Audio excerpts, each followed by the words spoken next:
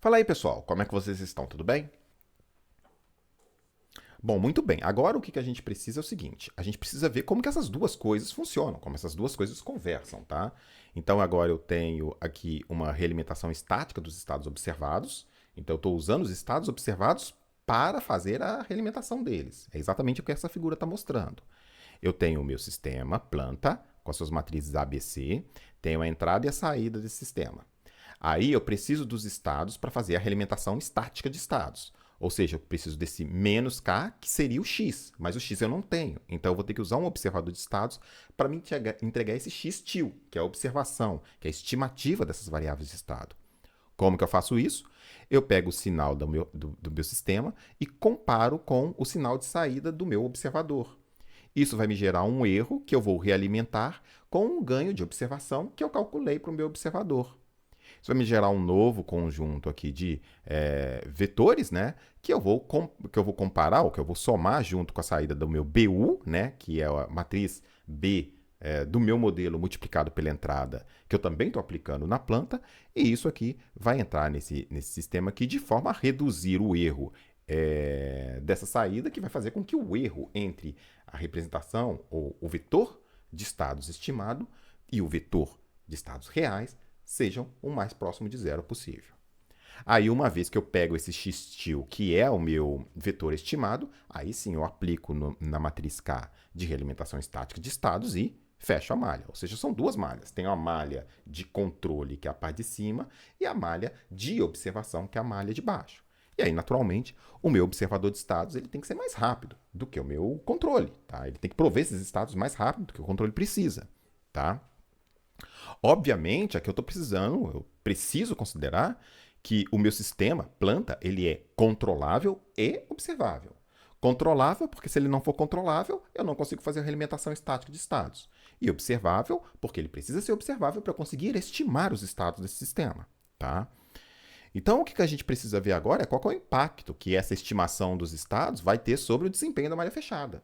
Será que ao fazer a observação espaço, Será que ao fazer a observação dos estados, eu vou impactar a dinâmica do sistema de controle em malha fechada?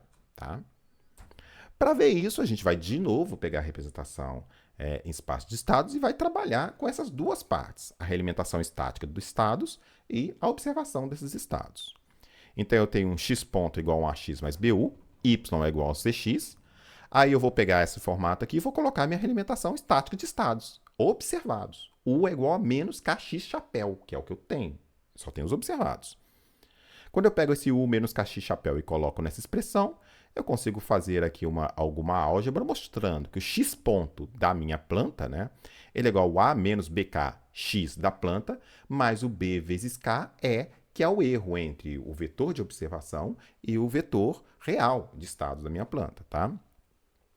Já a evolução do erro de estimação, como a gente viu, né, a evolução do erro de estimação do estado ele é dada pela realimentação do observador. Ou seja, E ponto é igual a menos KOCE.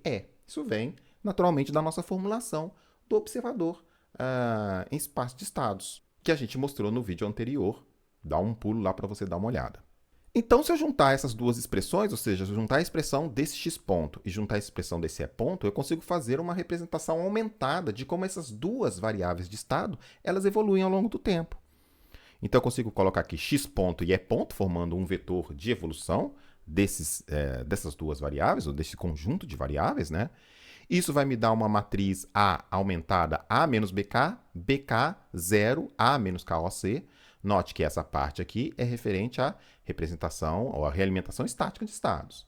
E essa parte aqui ela é devida à observação de estados. Tá? Então, a transição do vetor x e o vetor E para o x ponto e o E ponto é dada por essa matriz A aqui.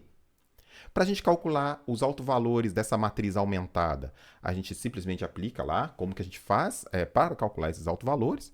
Então, isso vai ser o determinante de SI menos A igual a zero. Então, estou pegando SI menos essa matriz grandona aqui igual a zero, que é exatamente o determinante dessa matriz, que no nosso caso aqui, como a gente tem aqui esse elemento, zero e o elemento de cima, então é o determinante desta matriz, SI menos A mais BK, multiplicado pelo determinante desta matriz de baixo, SI menos A mais KOC igual a zero.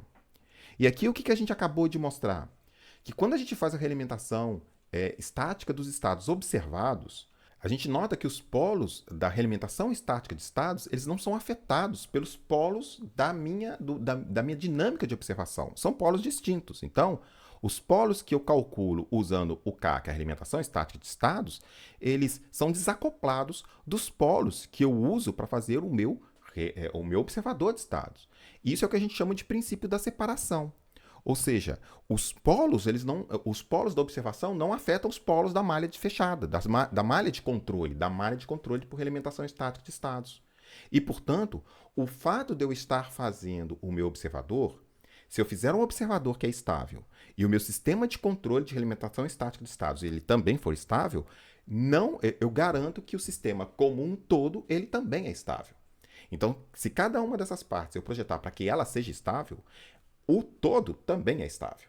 Tá? Então é exatamente isso o princípio da separação, esse desacoplamento entre os polos do sistema de observação de estados com os polos do sistema de realimentação estática de estados. Tá? Isso vai formar um conjunto único. Note, é o que esse diagrama está dizendo. Eu preciso dos estados observados para realimentar.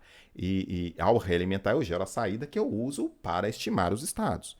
Então isso aqui é um conjunto, é uma malha composta. Tá? Mas o que a gente está mostrando aqui é que os polos de cada uma dessas partes eles são desacoplados. E, portanto, se eu faço o projeto deles separados, de forma que cada um deles seja estável, eu garanto que o todo também é estável. E isso é uma vantagem muito grande para a gente fazer o projeto, porque a gente pode fazer o projeto de cada parte separada. Isso é ótimo, tá? Muito bem, então aqui a gente conseguiu fazer um bom trabalho. A gente tinha o propósito de fazer um observador de estados. A gente conseguiu fazer isso por meio dessa técnica de estimativa de estados que a gente bolou aqui, tá? Que a gente vai usar esses estados estimados para fazer a realimentação estática de estados.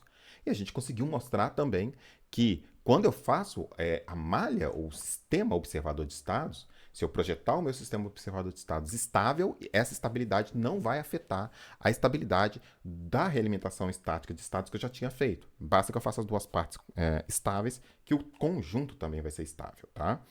Então, com isso, a gente fecha uma noção preliminar de como que a gente usa a representação em espaço de estados para fazer controle, tá? Então, a gente vai usar uma realimentação estática de estados para fazer o controle e para realimentar esses estados, caso eu não os possua, eu não os tenha medido, eu faço isso através de um observador de estados, tá bom?